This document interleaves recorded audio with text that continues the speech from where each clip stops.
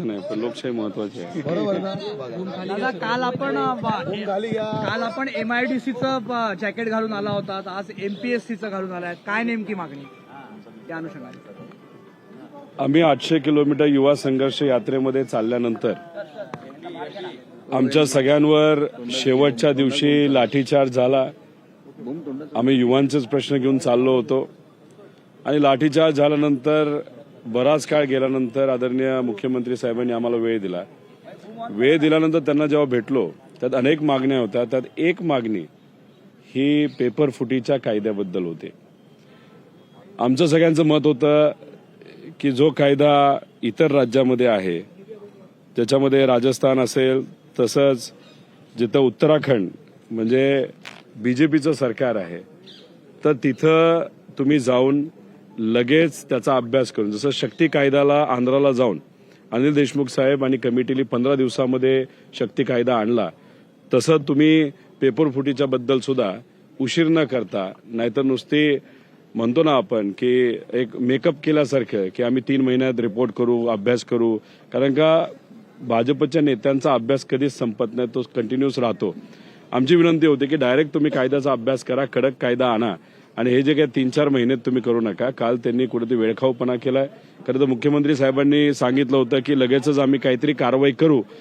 अशी कारवाई जर ते करत असेल तर हे फसवेगिरी आहे. त्यामुळे आदरणीय मुख्यमंत्री साहेबांना मी परत विनंती करतो, उत्तराखंड इथं बीजेपीचं सरकार आहे, राजस्थानमध्ये आता बीजेपीचं सरकार आहे आणि तिकडं दोन्हीकडे पेपर फुटीच्या बद्दल कायदा आहे. पुढच्या 10-15 दिवसामध्ये हा कायदा आपल्या महाराष्ट्रामध्ये आला पाहिजे. अभ्यास समितीची जरूरत नाही. त्यामुळे वेळखाऊपणा न करता खऱ्या अर्थाने पेपर फुटीचा कायदा हा आपल्या महाराष्ट्रामध्ये पुढच्या 10 दिवसामध्ये आला पाहिजे आणि कुठलीही एक्झाम ही पेपर फुटीच्या कायद्याशिवाय या महाराष्ट्रामध्ये घेतली नाही गेली पाहिजे. नाहीतर जो काय भ्रष्टाचार आज स्पर्धा परीक्षा असेल, नाहीतर भरतीच्या बाबतीत होतोय, तो अजून मोठ्या प्रमाणात केला जाईल.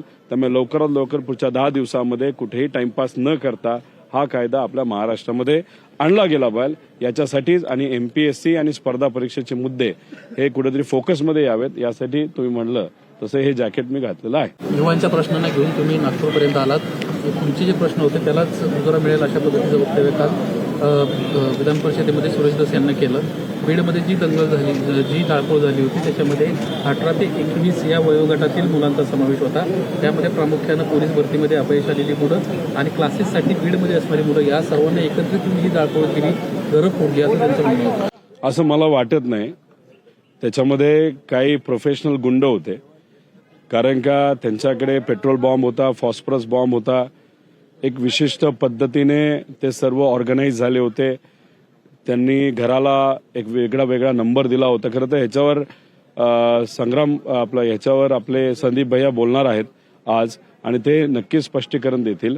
पण फ्रस्ट्रेशन युवांमध्ये नक्कीच आहे. पण बीडमध्ये जे झालं ते गुंडांकडनं केलं गेलं आणि 6 तास पोलीस फक्त बघत राहिले, कारण का कदाचित त्याच्या मागे हेतू एवढाच होता, कुठेतरी मराठा विरुद्ध OBC आपल्या या महाराष्ट्रामध्ये व्हावं आणि त्याचं एक ट्रेलर हा बीडमध्ये करण्यात आलं. त्यामुळे फ्रस्ट्रेशन मुलांमध्ये नक्कीच आहे. पण तिथं जे जाळपोळ करणारी मुलं हे सामान्य कुटुंबातलीच होती, पण ते प्रोफेशनल गुंड होते. त्यामुळे कुठेही दिशाभूल करू नये असं माझ्यासारखेचं मत आहे. मराठा समाजाला राजकीय आरक्षण नको, त्यांना शिक्षणात आणि नोकरीतच आरक्षण दिलं गेलं पाहिजे, असं देखील काल त्यांना स्पष्ट केलं. नाही, आम्ही सर्वजण त्याच्यासाठीच लढतोय की मराठा समाजाला हे आरक्षण मिळालं पाहिजे. त्याच्यामध्ये आपण जर बघितलं तर ते शिक्षणामध्ये असावं, नोकरीमध्ये असावं, हाच मुद्दा घेऊन प्रत्येक आमदार लढत आहे. त्यात वेगळं काही नाही.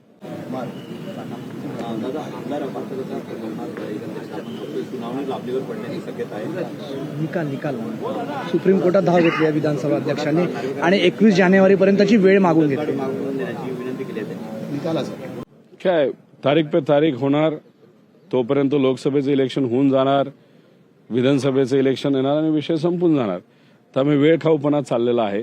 आणि जर सुप्रीम कोर्टाने या बाबतीत निकाल नाही दिला, जर तारीख वाढून नाही दिली, तर बऱ्याच काही आश्चर्यजनक गोष्टी आपल्या या विधिमंडळामध्ये होतील. हे आपल्या सर्वांना पुढच्या काही दिवसात बघायला मिळेल.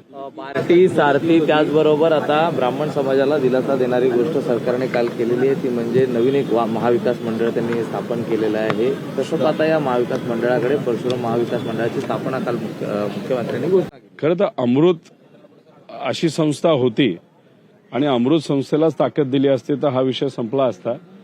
पण हरकत नाही, जर आपण वेगळंच एखादं मंडळ काढलं असेल तर चांगली गोष्ट आहे, त्यात वेगळं काही नाही. पण तुम्ही मंडळं काढता, याच्या आधी सुद्धा बजेटमध्ये चर्चा करत असताना 12 बलुतेदारांना लक्ष केंद्रित ठेवून वेगळे मंडळं काढली, पण त्याला ₹1 सुद्धा निधी दिला नाही.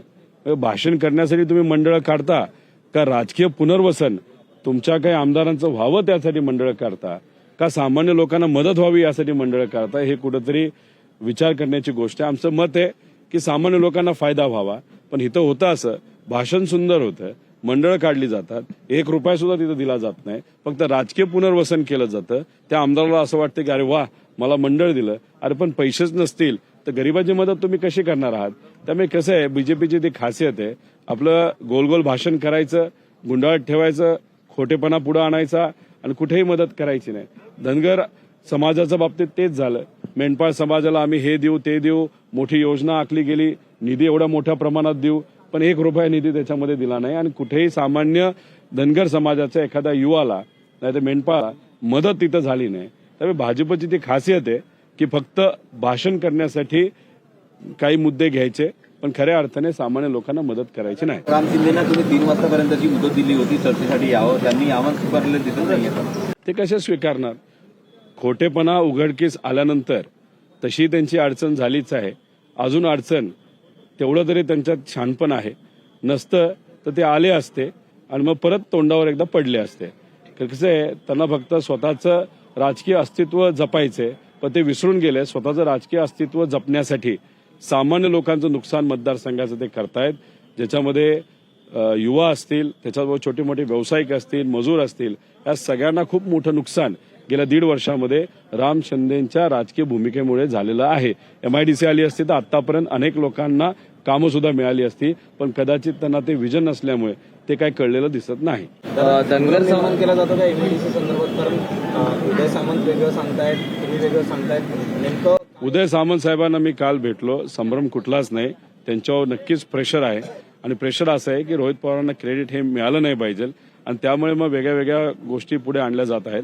अख्खं डॉक्युमेंट मी त्यांना दिलंय, ज्याच्यामध्ये जमिनीचे प्रूफ आहेत. नीरव मोदीची जमीन या MIDCच्या सर्व्हेमध्ये नाही. आता राम शिंदेला नीरव मोदीचा काय एवढा पुळका पडला हे थोडंसं बघावं लागेल. आणि ती जमीन ईडीकडे आहे.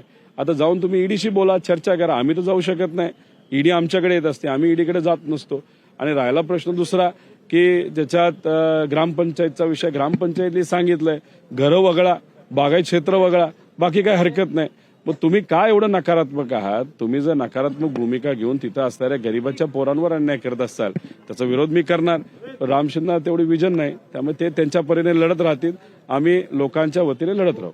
थँक्यू. धन्यवाद. लोकशाही मराठी ऐका, पहा, जागरूक रहा.